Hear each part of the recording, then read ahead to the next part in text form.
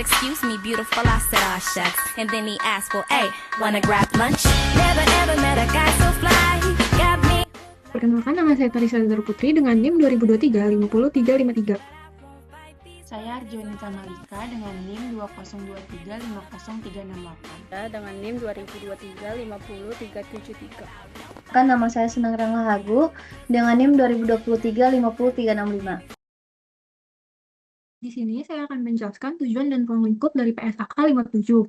Pernyataan ini bertujuan untuk mengatur pengakuan dan pengukuran kewajiban diestimasi, kewajiban kontingensi, dan aset kontingensi, serta untuk memastikan informasi memadai telah diungkapkan dalam catatan atas laporan keuangan. Dengan demikian, para pengguna dapat memahami sifat, waktu, dan jumlah yang terkait dengan informasi tersebut.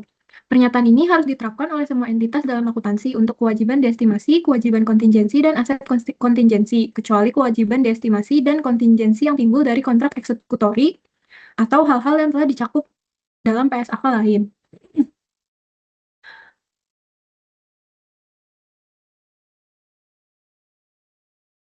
Lalu ada pengecualian dari PSAK 57, pernyataan ini tidak berlaku untuk instrumen keuangan, termasuk garansi yang termasuk dalam ruang lingkup PSAK 55, instrumen keuangan, pengakuan, dan pengukuran. Jika ada PSAK lain yang mengatur kewajiban diestimasi, kewajiban kontingensi, atau aset kontingensi, maka entitas harus menerapkan PSAK tersebut. Contohnya itu kayak PSAK 34 tentang akuntansi kontrak konstruksi, terus ada PSAK 46 akuntansi pajak penghasilan, lalu ada PSAK 30 yang tentang sewa, lalu PSAK 24 tentang imbalan kerja, lalu PSAK 28 dan 36 tentang kontrak asuransi. Lalu ada definisi dari masing-masing PSAK 57 yang dibahas. Yang pertama itu adalah aset kontingensi. Aset kontingensi itu adalah aset potensial yang timbul dari peristiwa masa lalu dan keberadaannya menjadi pasti dengan terjadi atau tidak terjadinya satu peristiwa atau lebih pada masa datang yang tidak sepenuhnya berada dalam kendali entitas. Lalu yang kedua ada provisi, kewajiban yang waktu dan jumlahnya belum pasti. Lalu yang ketiga ada liabilitas, kewajiban potensial yang timbul dari peristiwa masa lalu yang penyelesaiannya dapat mengakibatkan arus keluar sumber daya entitas yang mengandung manfaat ekonomi.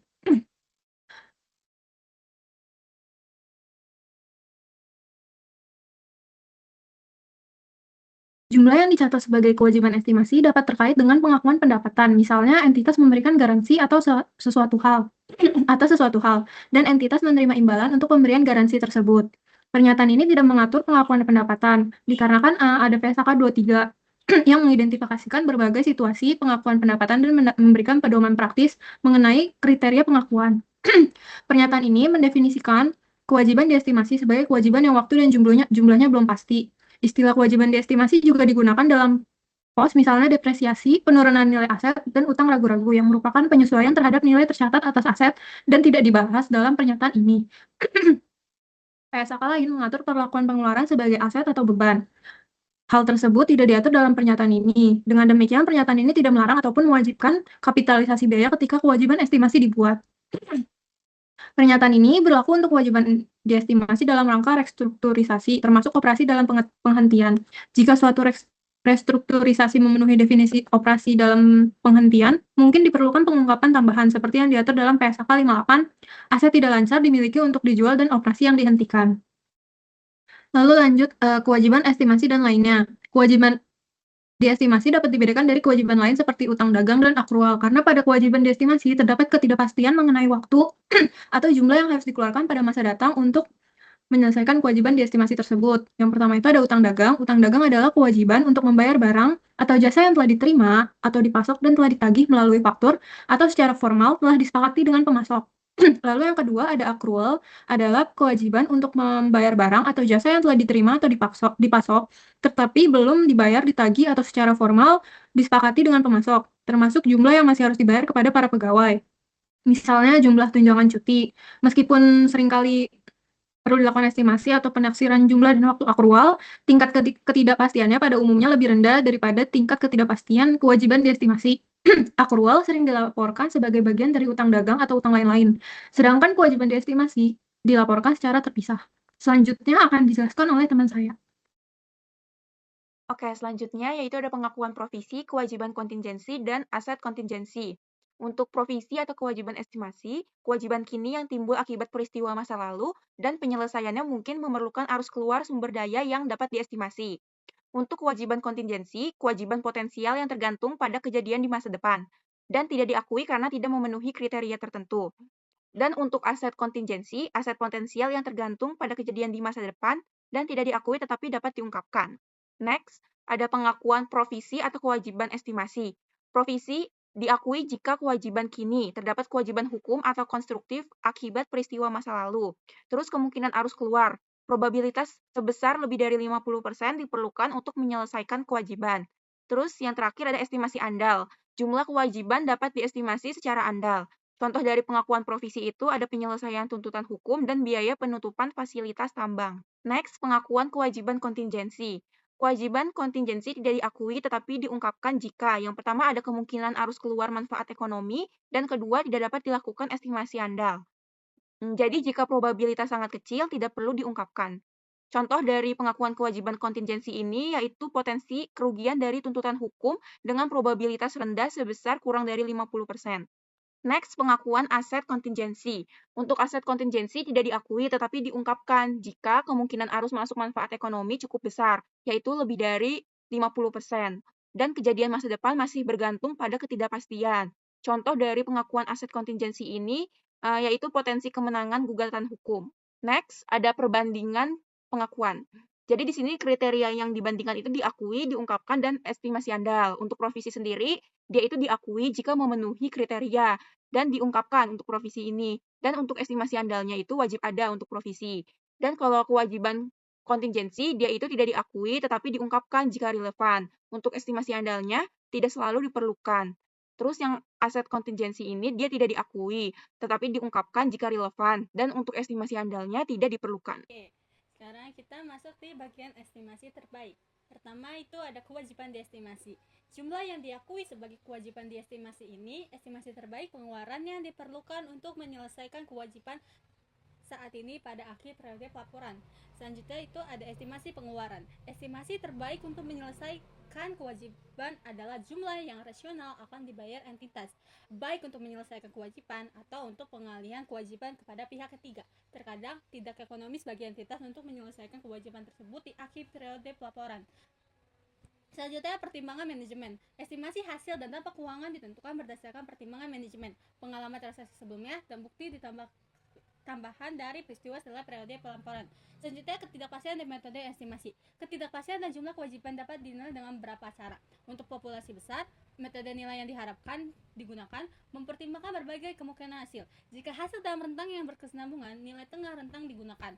Selanjutnya ada estimasi terbaik. Jika hanya ada satu kewajiban yang diukur, estimasi terbaik adalah kemungkinan hasil dengan probabilitas tinggi, tetapi juga mempertimbangkan kemungkinan hasilnya. Misalnya dalam kasus perbaikan kerusakan yang signifikan. Kewajiban yang diestimasi mungkin lebih tinggi jika ada kemungkinan usaha tambahan yang diperlukan. Terakhir ada pajak. Kewajiban diestimasi diukur sebelum memperhitungkan pajak karena dampak pajak ini diatur dalam PSK 46. Selanjutnya ada risiko dan ketidakpastian. Pertimbangan risiko dan ketidakpastian dalam menentukan estimasi terbaik untuk kewajiban diestimasi. Entitas harus mempertimbangkan berbagai risiko dan ketidakpastian dapat mempengaruhi hasil. Selanjutnya itu ada variasi hasil. Risiko dapat menyebabkan variasi dalam hasil, sehingga menetapkan risiko dapat meningkatkan nilai kewajiban yang diukur. Entitas perlu berhati-hati agar pendapatan atau aset tidak terlalu besar dan kewajiban tidak terlalu kecil. Selanjutnya ada kehati-hatian dalam estimasi. Ketidakpastian tidak boleh menyebabkan entitas membuat kewajiban diestimasi terlebih atas menyajikan kewajiban secara sengaja lebih besar. Estimasi harus didasarkan pada kehati-hatian tanpa menganggap hasil yang merugikan lebih mungkin daripada yang seharusnya. Selanjutnya itu ada penghindaran duplikasi. Entitas harus menghindarkan duplikasi dalam perhitungan risiko dan ketidakpastian agar kewajiban diestimasi tidak menjadi terlalu besar. Selanjutnya yang terakhir itu pengungkapan ketidakpastian. Pengungkapan mengenai ketidakpastian terkait jumlah pengeluaran diatur dalam paragraf 45B. Selanjutnya ada nilai kini. Dampak nilai waktu uang. Jika dampak nilai waktu uang cukup signifikan, jumlah kewajiban diestimasi dihitung sebagai nilai kini dari perkiraan pengeluaran yang diperlukan untuk menyelesaikan kewajiban. Nah, selanjutnya itu ada perbandingan kewajiban. Kewajiban diestimasi melibatkan pengeluaran yang segera muncul setelah periode pelaporan lebih memberat dibandingkan dengan kewajiban yang melibatkan pengeluaran uang dalam jumlah yang sama tetapi terjadi di kemudian hari. Oleh karena itu, jika dampak material, kewajiban diestimasi harus didiskontokan. Terakhir itu ada tingkat diskonto. Tingkat diskonto yang digunakan adalah tingkat sebelum pajak yang mencerminkan penilaian pasar terhadap nilai waktu uang dan risiko terkait dengan kewajiban. Tingkat diskonto ini tidak boleh mencakup risiko yang sudah diperhitungkan dalam estimasi harus khas pada masa depan. Selanjutnya ada peristiwa masa depan. Peristiwa masa depan ini jumlah kewajiban diestimasi harus mencerminkan peristiwa masa depan yang dapat mempengaruhi kewajiban. Jika ada bukti objektif bahwa peristiwa tersebut akan terjadi.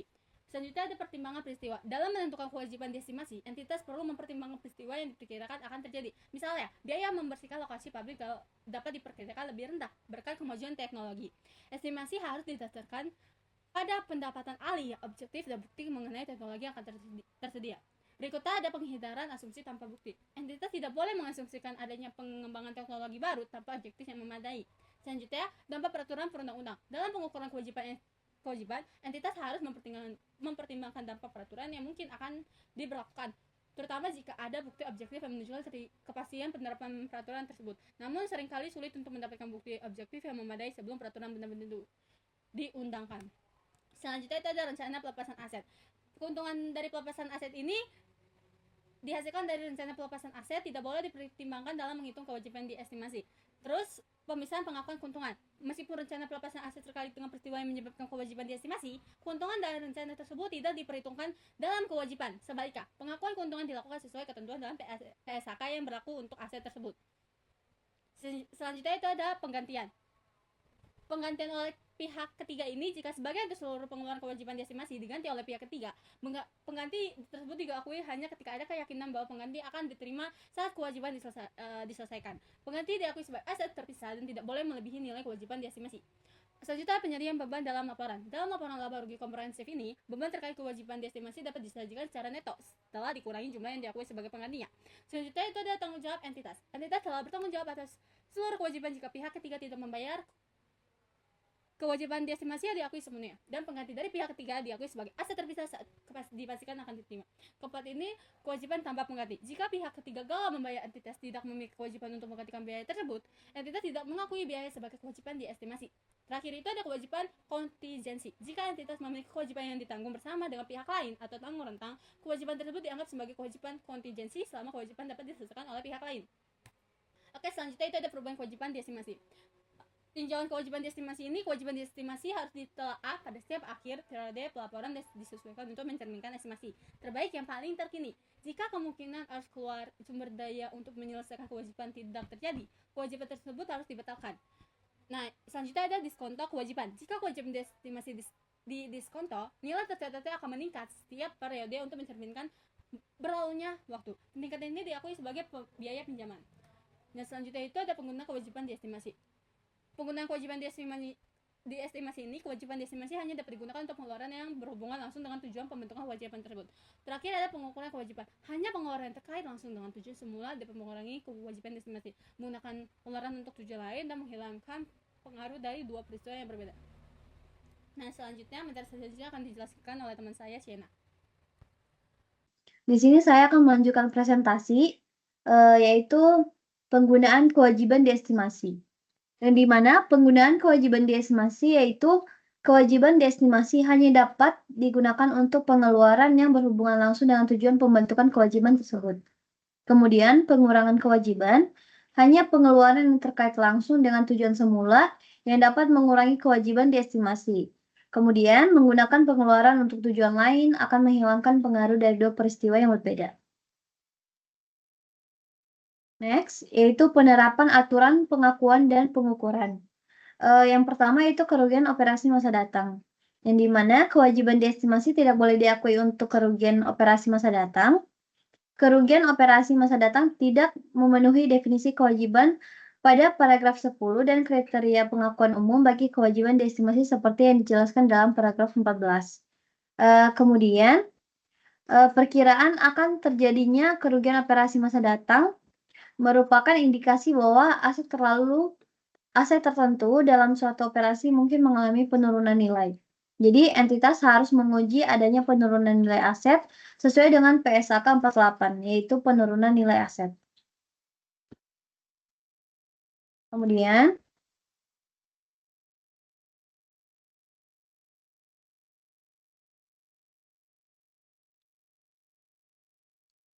Kemudian yaitu penerapan aturan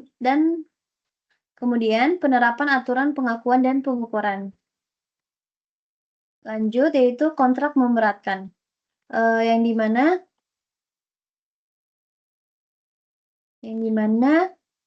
jika entitas terikat dalam suatu kontrak memberatkan, maka kewajiban kini menurut kontrak tersebut diukur dan diakui sebagai kewajiban diestimasi. Dan banyak kontrak dapat dibatalkan tanpa membayar kompensasi atau denda kepada pihak lain sehingga tidak ada kewajiban, misalnya pesanan pembeli yang sifatnya rutin. Kemudian sampai nomor 68 dan 69. Lanjut. Lanjut yaitu estimasi terbaik. Di sini masuk ke poin restrukturisasi, yang dimana berikut adalah contoh peristiwa yang dapat digolongkan sebagai restrukturisasi. Yang pertama itu penjualan atau penghentian suatu lini usaha, kemudian penutupan lokasi usaha dalam suatu negara atau kawasan, atau relokasi kegiatan usaha ke negara atau kawasan regional lain. Dan juga perubahan dalam struktur manajemen, misalnya menghilangkan satu lapis manajemen dan reorganisasi mendasar yang memiliki dampak signifikan pada karakteristik dan fokus pada operasi entitas. Kemudian itu kewajiban diestimasi bagi biaya restrukturisasi diakui hanya jika kriteria pengakuan umum yang berlaku bagi kewajiban diestimasi sesuai dengan paragraf 14 dipenuhi. Kemudian lanjut pada nomor 72 sampai 83.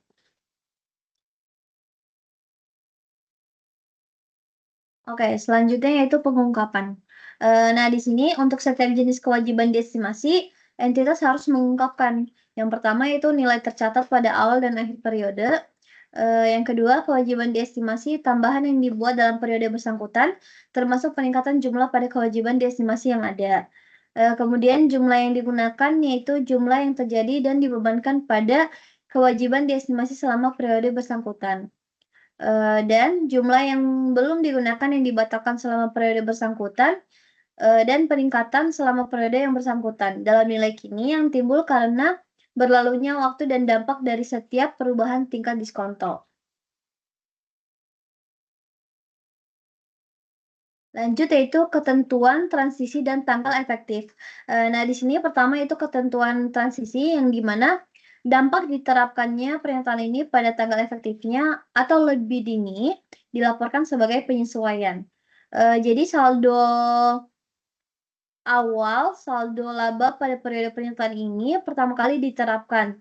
Entitas dianjurkan tetapi tidak diwajibkan untuk menyesuaikan saldo awal, saldo laba dari periode sajian paling dini dan menyajikan kembali informasi komparatif.